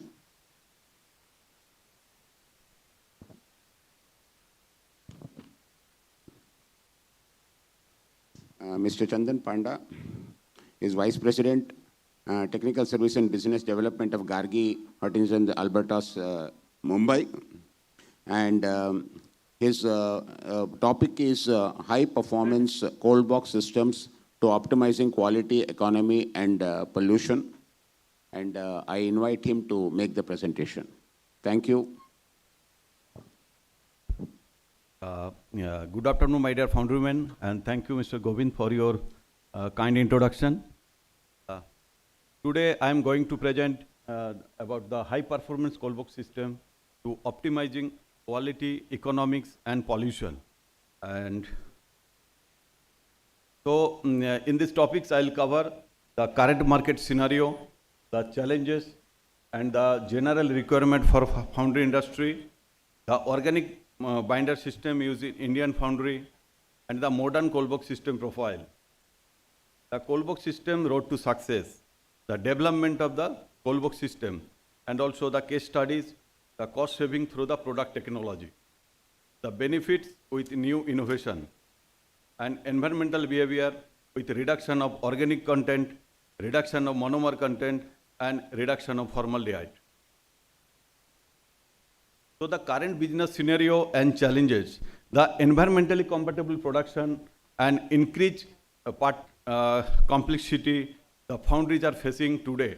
And today's topics also, lot of discussion, our earlier author discussed about the pollution, lot of emission in the foundry industry.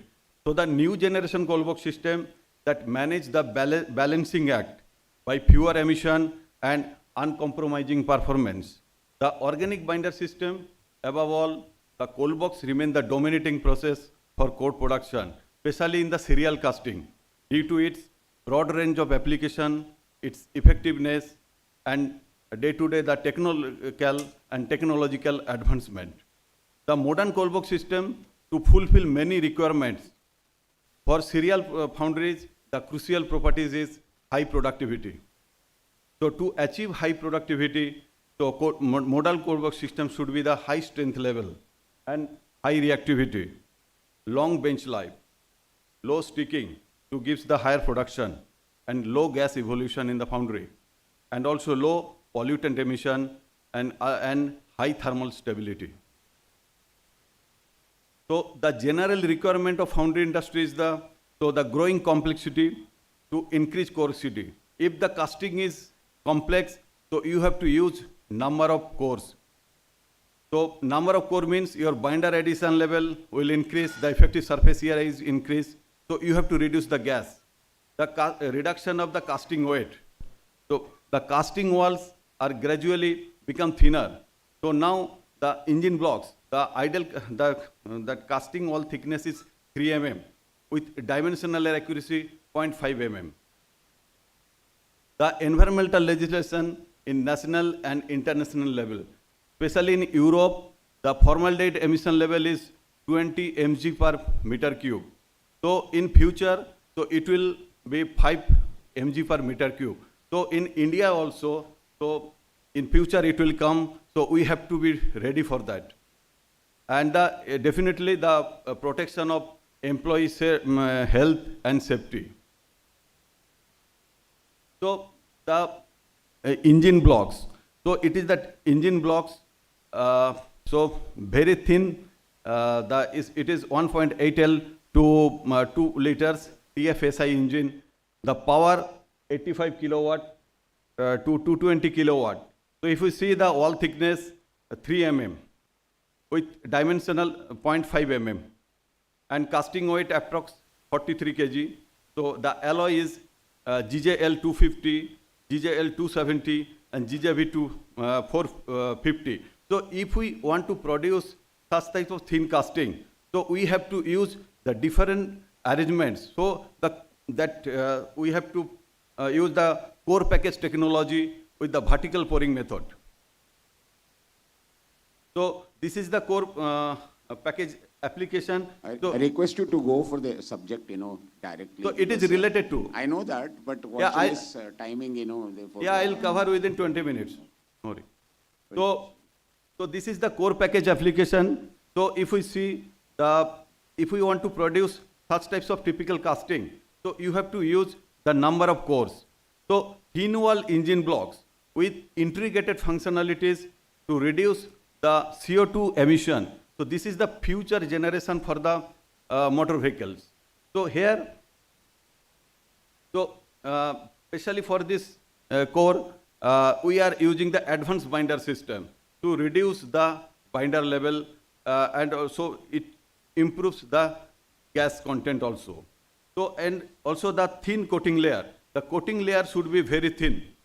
And also inorganic sand additives. If it is prone to vanning, we have to use the anti-vanning compounds. So the casting defects normally we observe in the especially in coal box. So this is the vanning and scab. So mainly it is the expansion defects. As say sand change from alpha to beta. So we got the expansion defects. The blowhole, pinhole. So this is the related to the gas. And also erosion, metal penetration. So this is the related the coal box related defects. So I already discussed the vanning and scabbing defects in the coal box. So I will not cover this one. Already discussed that organic binder, it is the heat curing type and no bake type. So I will cover that PUCV system, polyurethane coal box system. So this is the gas curing type coal box. So modern coal box system profile, the high strength level to reduce the binder addition level. High productivity, so it low sticking and high reactivity. So low gas evolution, so that reduce the gas related defects in the foundry. And low emission, this is the pollutant, smell and fumes. And special properties is required the elasticity and the good decoring property, so the breakdown and the bench life, higher bench life is required. So this is the general, the resin is the phenol formaldehyde ring, and the solvent and additives. And activator, it is the polyisocyanide, NCO. So curing in presence of the amine, so it gives the polyurethane bond. So this is the name is the polyurethane cold box system. So we have done the FESEM. So we find that this is the bond, the binder, that between the sand, such types of bond is formed when we use the cold box system. So what is especially in the cold box, if we say the introduction of cold box system in foundry industry in 1968. So then steady growth is there, so replacing the old core making process. In 1980, but that time we are using only the thinner base coating. But in 1980, the cold box become the water-based, water resistant. So foundry are able to use the water-based coating. But in 1990, the modification of solvents done, so the plant-based solvent is used. So it gives the low sticking, so and low gas is required, amine is required, so it increased the productivity. But introduction of silicatic system in cold box binder system, it start in 2020. In 2000. So this is the first step to the partial inorganic cold box system in the history. So then lot of development is going on for cold box system. So if we go the aromatic cold box system, so in India, so the most of the cold box system is the aromatic cold box system. Then, as I say, the aliphatic cold box system, so the solvent is mainly the rapeseed methyl ester. So this is the plant-based solvent, so which is used both resin part A and part B. Then the silicatic cold box system came, so it is mainly the solvent tetramethyl silicate. So silicate, so this is the 4 branches, so this is called the tetramethyl silicate. So the cold box is now partial inorganic. So if we see this one, so aromatic. So aromatic, it contains carbon. So with aliphatic, we reduce the carbon level 5%. And with silicatic system, with introduction of 5.7% silicatic, so the carbon content reduced 16%. And with the latest development is if we increase more inorganic system, that is 12.4, and reduce the carbon content 23%. So ultimately, with reduction of the carbon content, we can reduce the CO2 emission in the foundry. So almost in India also, lot of foundry, they have started monitoring the CO2 emission every month. So this is the future. We have to use the modern binder system to reduce such types of the emission level. So the hybrid system. So the hybrid system, this is the combination of resin and activator with different solvent base. So it is easy way how the foundry can start the silicatic system. So the easy way to start to get to know the silicatic binder system. And performance of the hybrid system can really be good if we consider the productivity and the environmental aspect. So the better performance when the sand base is very difficult. So the typical example is, so in hybrid system, if we use resin aliphatic and activator silicatic, and also we can do resin silicatic and activator aromatic, and simultaneously resin aliphatic and the activator aromatic. So different combination is possible. So that's why I use the hybrid system. So we have done the case study, one of the Gujarat-based foundry, reputed foundry, and so the AFS of the sand is 56. So major sand is lying the 52, 72, and 100. So almost more than 80% sand lying in the 3 ships. So this is the retention curve, and this is the cumulative retention curve. So the LOI of the sand is 2.9% and pH is 7.46.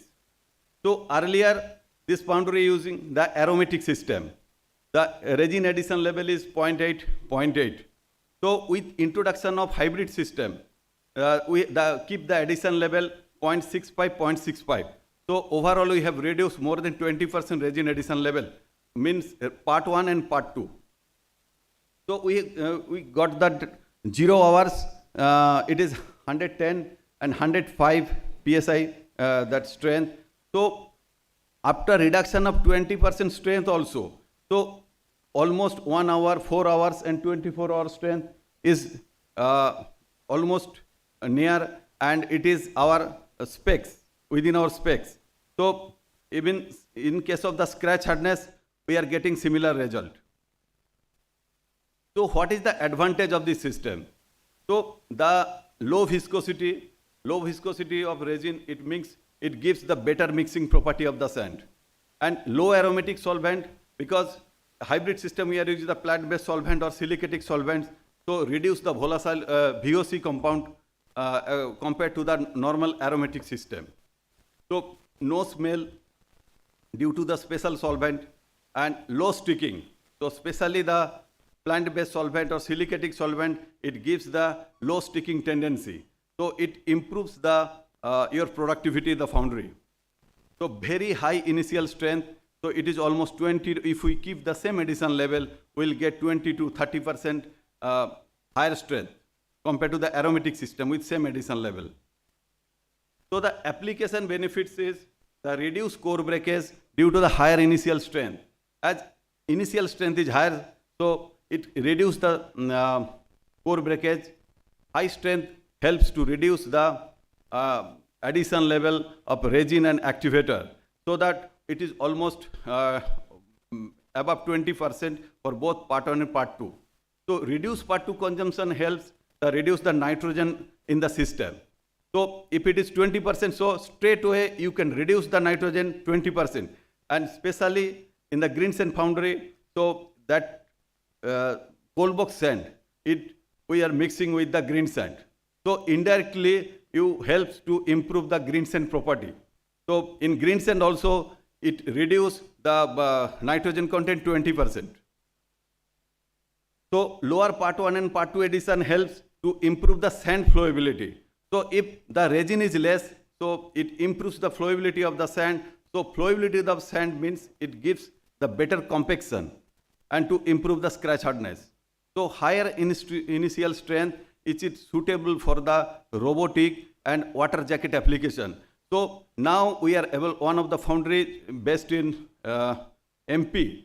So they have replaced cell core in the LPDC with silicatic system. 100% they are using coal box system.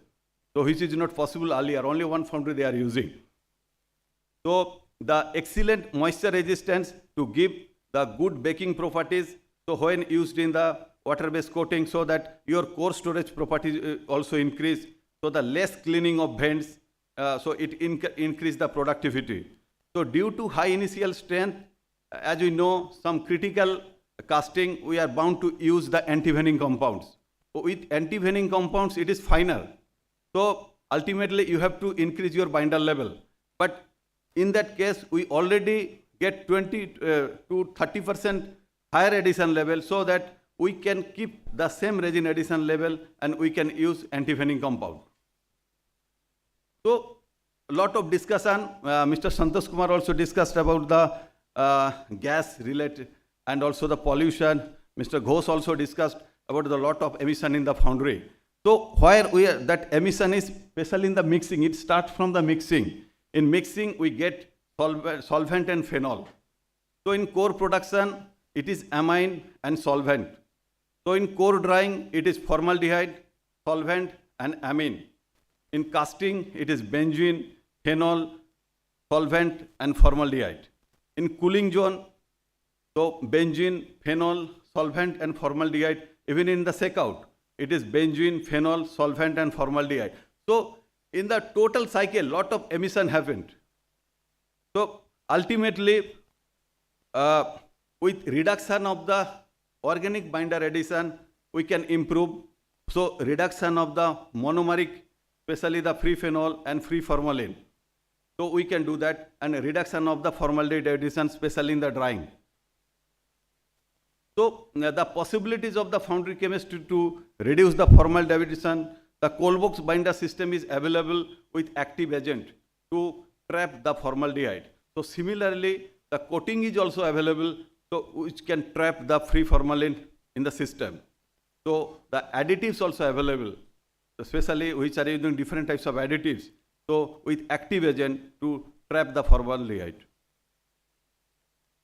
So last word, the foundry industry has a long tradition and history. So the melting and pouring metal has shaped the world over many centuries. So metal casting was and is a very crucial, very important in the social, cultural development of the world. So the thin walled engine blocks with integrated functionalities to reduce the CO2 emission, the future generation of the motor vehicles. So high dimensional stability is required with wall thickness 0.5 mm. The number of core increase as already discussed, so it increased the gas. So the cold box system with lower monomer and reduced formaldehyde emission. So the new generation cold box system that manage the balancing act by fewer emission and also the uncompromising performance. So this is the future of the cold box system. Yeah, thank you very much. Thank you. Due to paucity of time, again, I'll be speaking the question session. Any questions are there, please contact him directly and have a reply. But I would like to say one thing in conclusion. The systems, they are all evolving over a period of time. As the chart himself he put what happened in 1960s to 2000. The changes are going on occurring.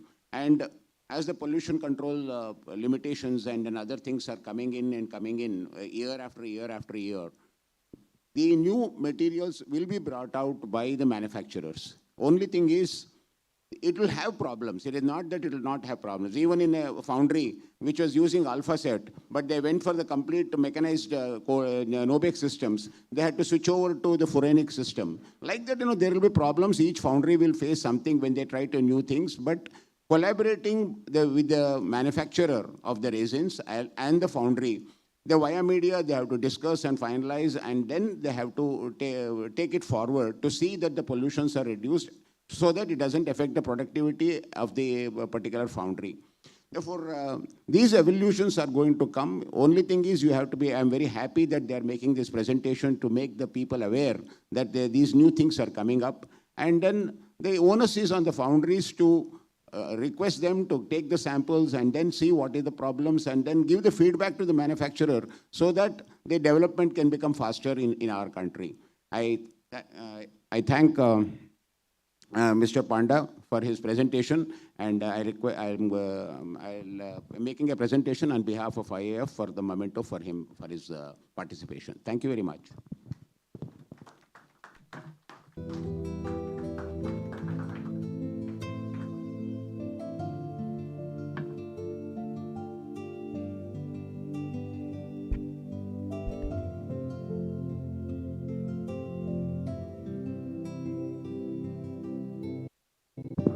Sorry, there was a delay of our session, and then the next session also is a little delayed because we had to start a little bit late, and people are checking out from their hotels. The audience came a little late, therefore we started late. But I thank the IAF for giving me an opportunity to chair this session, and very interesting papers, and thank you once again. Thank you, Mr. Govind. On behalf of IIF, it's a pleasure for us to present you a memento.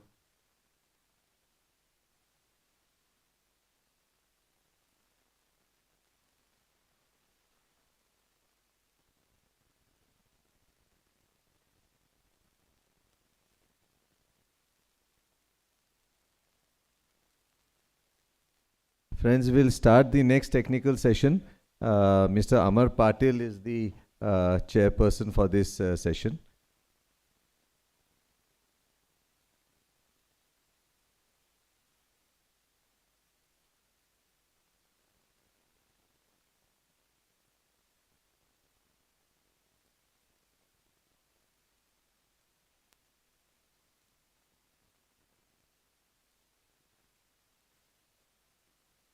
Many of us would already know Mr. Amar Patil from Mahindra and Mahindra, but I would still introduce him formally. Mr. Amar Patil is the General Manager and Unit Head of the Foundry of the auto sector at Kandivali plant, Mahindra and Mahindra, Mumbai. Currently managing vehicle, body, press and paint shop of Mahindra and Mahindra. Mr. Patil is a graduate in mechanical engineering, postgraduate in Foundry technology and MBA in finance. He's a certified lead practitioner and Six Sigma black belt qualifications. Has over 27 years experience in manufacturing. Has great exposure to TPM and Kaizen. Has earned several appreciation awards and Mr. Patil is actively involved in all the IF activities. I would request Shitish to please escort Mr. Patil to the dais.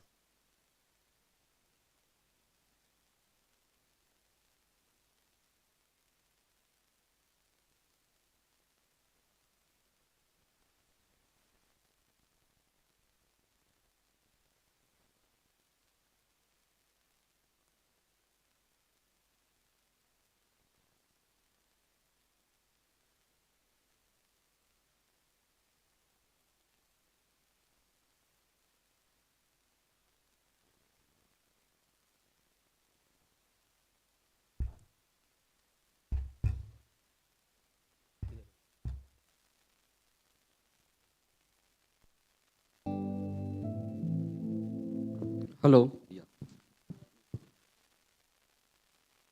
Thanks, Mr. Sen, for a nice introduction.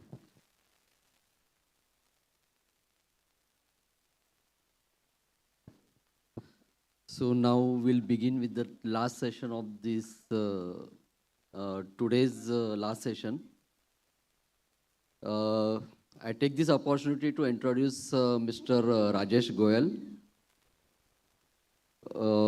About his profile, currently is pursuing PhD in sustainable manufacturing. Is graduate in mechanical engineering, MS postgraduate in quality management from BITS Pilani. Has over 23 years of experience, worked with various organizations like Rotopumps, Mitsui, DCM Engineering, Escorts, Sigma Electrical Manufacturing. He is specialized in various quality management tools. It's one of the utmost important topics in today's scenario in foundry industry. Basically, why it is so? Because that foundry industry has been considered as is not that organized sector vis-a-vis that other matured sector like auto and other industries. Because I have gotten an experience of that auto as well as foundry also simultaneously.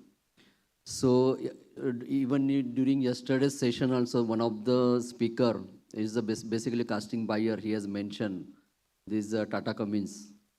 This quality is a paramount because quality is very, very important in foundry industries whenever you are dealing with that customer like OEMs and all. Rajesh has presented many papers in national as well as international forums. He's a certified lead auditor for OSHA's 18001, ISO 9001, ISO 14001, TS 1649, a big list. He's a membership panel at various capacity, member of IIF, Indian Institute of Quality Management, member of National Safety Council of India, and Indian Society for Quality. Today's topic is cost of quality analysis, a window to economic sustainability. So I request Mr. Rajesh to take this forward.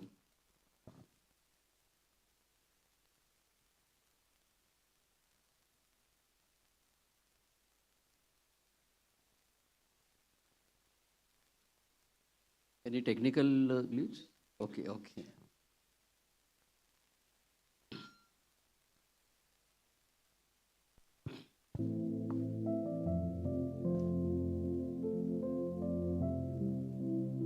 Sorry for technical.